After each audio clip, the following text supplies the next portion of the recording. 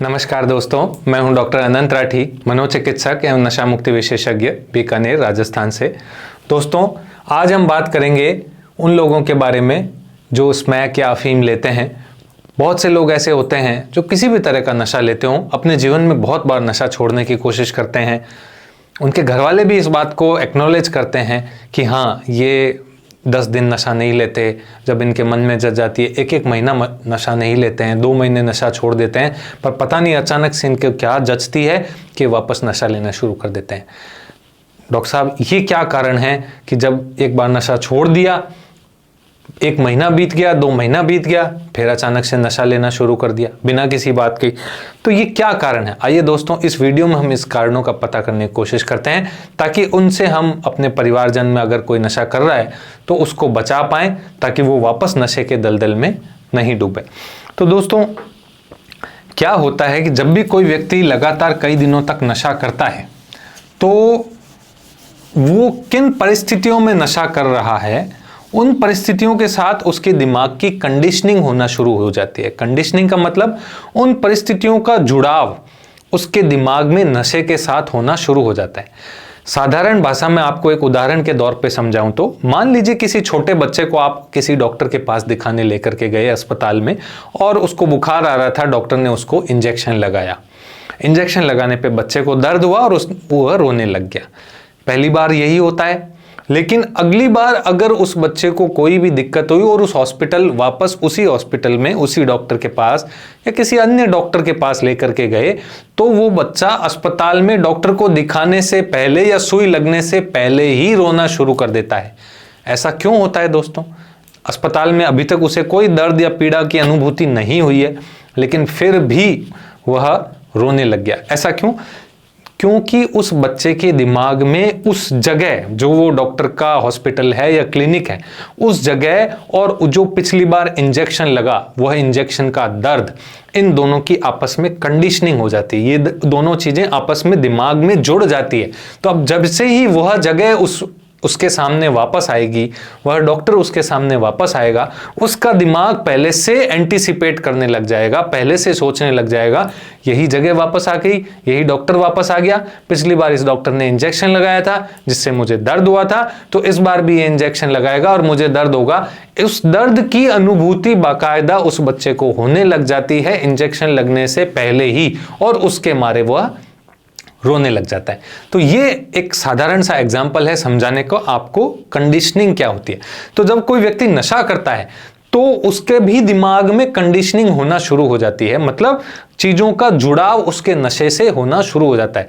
कुछ चीजें ऐसी होती है जिन चीजों को वो नशा करते वक्त इस्तेमाल करता है, देखता है, कुछ लोगों को देखता है, तो उनके साथ उस नशे की यादें, उस नशे के बाद उसने जो एंजॉय फील किया, जो रिलैक्स्ड फील किया, जो उसको लगा कि दिन दुनिया में कोई दुख नहीं है, हमारे तो सब कुछ सही है, वो जो एक प्लेजर थोड़े टाइम के लिए उसको फील हुआ, प्लेजर क्या फील हुआ, जो उसकी कोई टेंशन है वो थोड़े टाइम के लिए वह भूल गया, तो उसकी कंडीशनिंग उन वातावरण परिस्थितियों से होने लग जाती है। किन किन चीजों से कंडीशनिंग होने लग जाती है? मान लो अगर कोई व्यक्ति स्मैक पीता है, तो जैसे ही उसको सिल्वर फॉइल दिखेगी, क्योंकि वो हमेशा स्मैक सिल्वर फॉइल में नीचे से गर्म करके पीता है, तो ये सिल्वर फॉइल, या उसको माचिस या लाइटर दिखता है, क्योंकि वो उसको स्मैक को नीचे से गर्म करने के लिए लाइटर या माचिस का इस्तेमाल करते हैं, तो वो उसको स्मैक की याद वापस से दिलाते हैं।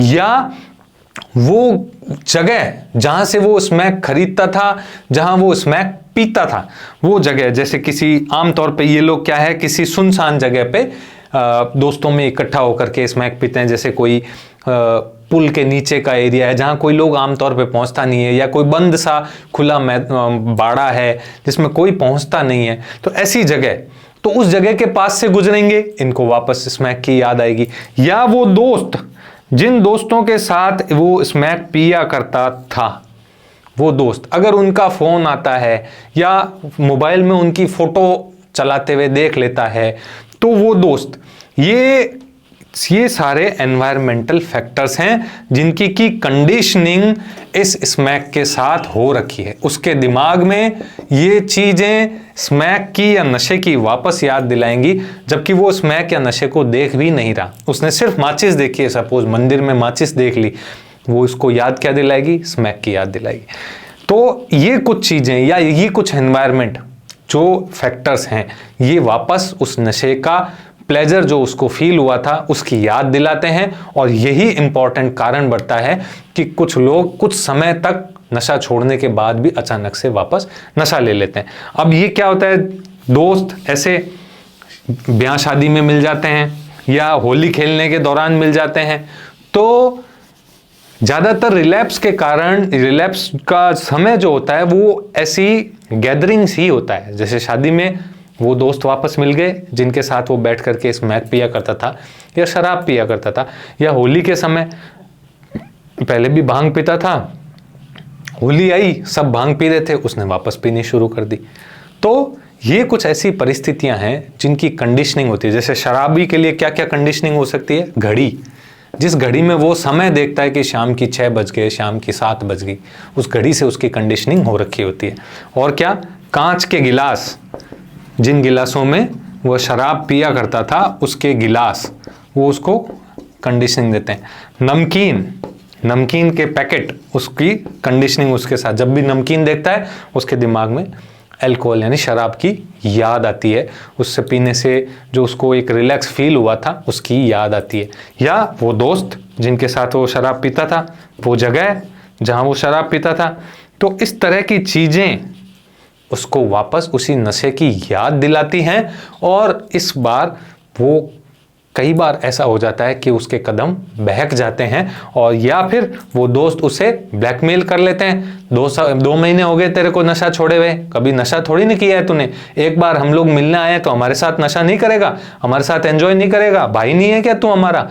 बात करना बंद कर देंगे हम तो, एक बार कर ले फिर वापस तेरा छोड़ देना, हमें कोई दिक्कत नहीं है, लेकिन आज मैं इतनी दूर से आया हुआ हूँ और तू मेरे साथ पार्टी नहीं करेगा, ये कोई बात हुई? इस तरह उसको वो दोस्त जो है ब्लैकमेल करते हैं और उसको याद दिलाते हैं उस नशे की। तो वो छोड़ा या नशा भी एक बार वो सोचता है चल यार वो आया हुआ है तो उसको एक बार आज चला जाता हूँ, मैं वहाँ जाऊँगा पर पीऊँगा नहीं। वो पी रहे होंगे, वो स्मैक पी रहे होंगे, मैं नहीं पीऊँगा, मैं उनसे मिल के आ जाता हूँ। लेकिन जैसे उन दोस्तों को सामने देखा, वही सिल्वर फॉइल देखी, वही लाइटर देखा, उसका भी मन वापस करने लग जाता है और वो लोग रिलैप्स में आ जाते हैं। तो आशा करता हूं आपको समझ में आया होगा कि क्यों कुछ लोग नशा छोड़ देने के कुछ समय बाद भी वापस से नशा लेना शुरू कर देते हैं। अगर आपको मेरा वीडियो अच्छा लगा हो तो इसको ज़्यादा से ज़्यादा शेयर कीजिएगा, मेरे चैनल को सब्सक्राइब कीजिएगा। अगर आप मुझसे ऑनलाइन कंसल्टेशन लेना चाहते हैं तो वीडियो में दिए गए नंबर्स पे कॉल करके या व्हाट्सएप करके जानकारी प्राप्त कर सकते हैं। जय हिंद, जय भारत।